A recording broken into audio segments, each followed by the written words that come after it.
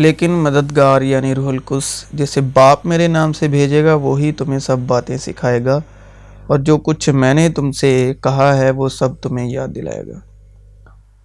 ہم روح القدس کی مدد سے مسیح یشوع کے فضل اور سچائی کی روح سے اس کلام پر روشنی ڈالنے جا رہے ہیں۔ مکاشفہ کی روح کی مدد سے کہ مددگار تو ہے جسے باپ مسیح یسوع کے نام سے بھیجے گا، لیکن مددگار ہے کن لوگوں کے لیے؟ دھرمی لوگوں کے لیے، گناہ گار لوگوں کے لیے۔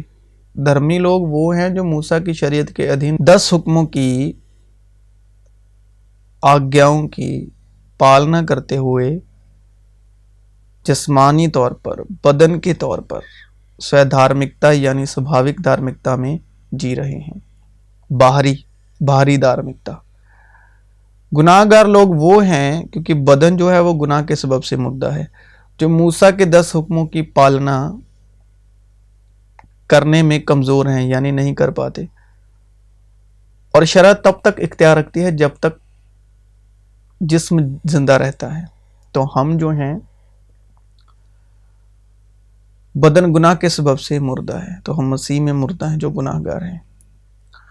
جو کوئی خدا سے پیدا ہوا ہے وہ گناہ نہیں کرتا کیونکہ اس کا تخم اس میں بنا رہتا ہے، بلکہ وہ گناہ کر ہی نہیں سکتا کیونکہ خدا سے پیدا ہوا ہے۔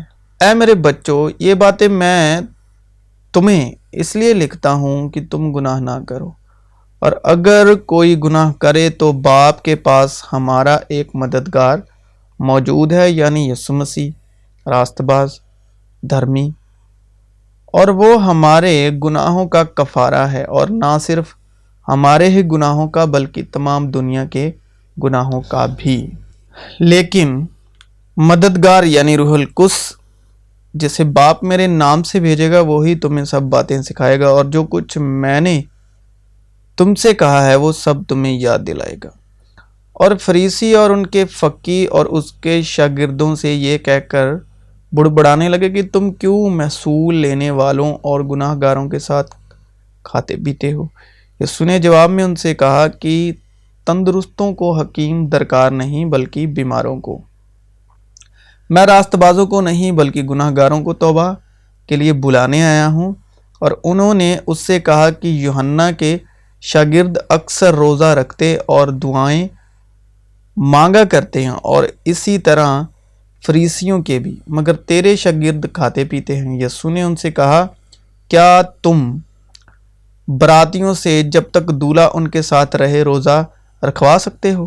مگر وہ دن آئیں گے اور جب دولہا ان سے جدا کیا جائے گا، تب ان دنوں میں وہ روزہ رکھیں گے۔ اور اس نے ان سے ایک تمثیل بھی کہی کہ کوئی آدمی نئی پوشاک میں سے پھاڑ کر پرانی پوشاک میں پیوند نہیں لگاتا، ورنہ نئی بھی پھٹے گی اور اس کا پیوند پرانی میں میل بھی نہ کھائے گا۔ اور کوئی شخص نئی میں پرانی مشکوں میں نہیں بھرتا، نہیں تو نئی مشکوں کو پھاڑ کر خود بھی بہہ جائے گی۔ اور فقی فریسیوں میں کیا تھا؟ موسیٰ کی شریعت، پرانا عہد نامہ، اور یشوع مسیح کیا سکھا رہے تھے؟ نیا عہد نامہ، یعنی فضل اور سچائی۔ اور مشقیں بھی برباد ہو جائیں گی، اور جن کے اندر پرانا عہد نامہ ہے وہ پرانی میں ہے ان کے اندر، بلکہ نئی میں نئی مشقوں میں بھرنی چاہیے۔ اور جو انوگرہ اور فضل کے ادھین ہیں وہ نئی مشقیں ہیں، اور ان کے جو نیا عہد نامہ ہے جن کے اندر، ان کے اندر نئی میں ہے۔ اور کوئی آدمی پرانی میں پی کر نئی کی خواہش نہیں کرتا۔ تو جو لوگ پرانے عہد نامے سے سیکھتے ہیں، پرانے عہد نامہ پڑھتے ہیں، پرانا عہد نامہ جیتے ہیں، پرانے عہد نامے کی دھارمکتا میں، تو لکھا ہے کہ کوئی آدمی پرانی میں پی کر نئی کی خواہش نہیں کرتا، کیونکہ کہتا ہے کہ پرانی ہی اچھی ہے۔ تو ان کے لیے پرانا عہد نامہ ہی اچھا ہے۔ اسی طرح روح بھی ہماری کمزوری میں مدد کرتی ہے، کیونکہ جس طور سے ہم کو دعا مانگنی چاہیے وہ نہیں آتی، مگر روح خود ایسی آہیں بھر بھر کے ہماری شفاعت کرتی ہے جن کا بیان نہیں ہو سکتا، اور دلوں کا پرکھنے والا جانتا ہے کہ روح کی کیا نیت ہے، کیونکہ وہ خدا کی مرضی کے موافق مقدسوں کی شفاعت کرتا ہے۔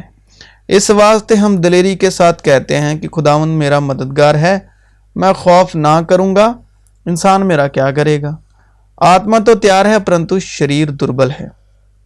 اور یسوع سب نگروں اور گاؤں میں پھرتا رہا اور ان کی سبھاؤں میں اپدیش کرتا اور راجیہ کا سسماچار پرچار کرتا اور ہر پرکار کی بیماری اور دربلتا کو دور کرتا رہا، کیونکہ جو کام ویوستھا شریر کے کارن دربل ہو کر نہ کر سکی اس کو پرمیشور نے کیا، ارتھات اپنے ہی پتر کو پاپ مئی شریر کے سمانتا میں، اپنے ہی پتر کو پاپ مئی شریر کی سمانتا میں اور پاپ کے بلیدان ہونے کے لیے بھیج کر شریر میں پاپ پر دنڈ کی آگیا دی، کیونکہ خدا کی بیوقوفی آدمیوں کی حکمت سے زیادہ حکمت والی ہے اور خدا کی کمزوری آدمیوں کے زور سے زیادہ زوراور ہے۔ جسم فنا کی حالت میں بویا جاتا ہے اور بقا کی حالت میں جی اٹھتا ہے، بے حرمتی کی حالت میں بویا جاتا ہے اور جلال کی حالت میں جی اٹھتا ہے، کمزوری کی حالت میں بویا جاتا ہے اور قوت کی حالت میں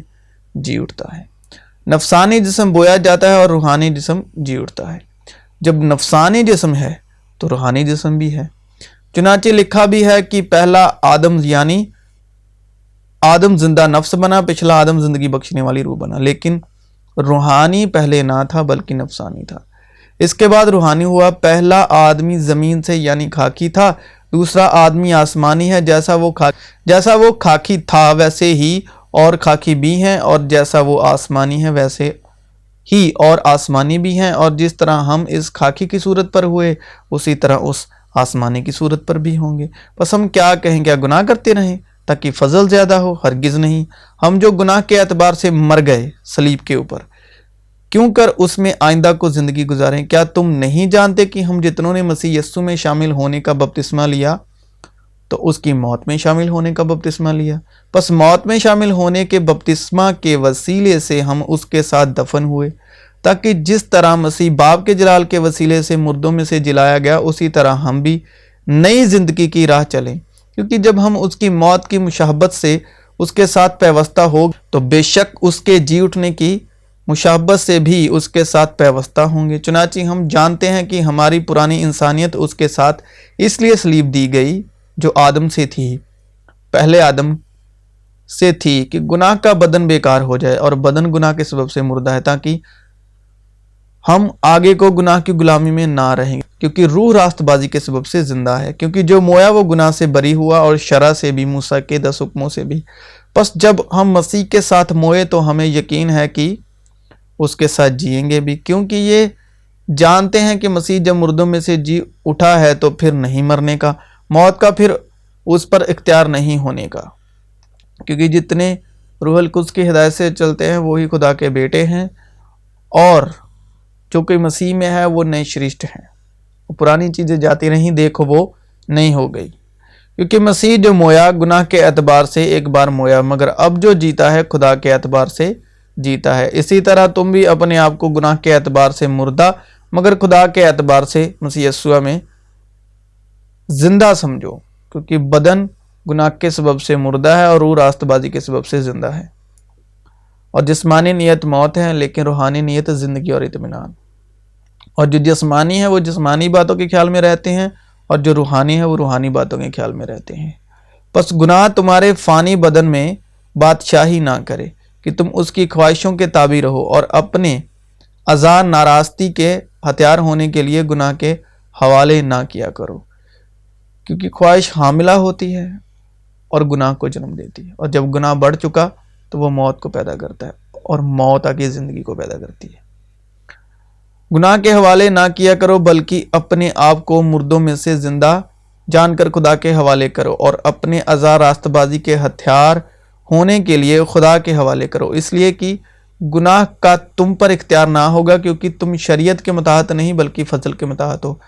پس کیا ہوا؟ کیا ہم اس لیے گناہ کریں کہ شریعت کے متحد نہیں بلکہ فضل کے متحد ہیں؟ ہرگز نہیں۔ کیا تم نہیں جانتے کہ جس کی تابع داری کے لیے اپنے آپ کو غلاموں کی طرح حوالے کر دیتے ہو اسی کے غلام ہو؟ تو جو گناہ کرتا ہے وہ گناہ کا غلام ہے۔ جس کے تابع دار ہو، خواہ گناہ کے جس کا انجام موت ہے، کیونکہ جسمانی نیت موت ہے، خواہ تابعداری کے جس کا انجام راست بازی ہے، کیونکہ روحانی نیت جسمانی اور اطمینان ہے۔ لیکن خدا کا شکر ہے کہ اگرچہ تم گناہ کے غلام تھے تاہم دل سے اس تعلیم کے تابعدار ہو گئے جس کے سانچے میں تم ڈھالے گئے تھے، اور گناہ سے آزاد ہو کر راست بازی کے غلام ہو گئے، یعنی فضل اور انوگرہ، یعنی فضل اور سچائی کے۔ اور مسیح یسوع نے ہمیں آزاد رہنے کے لیے آزاد کیا۔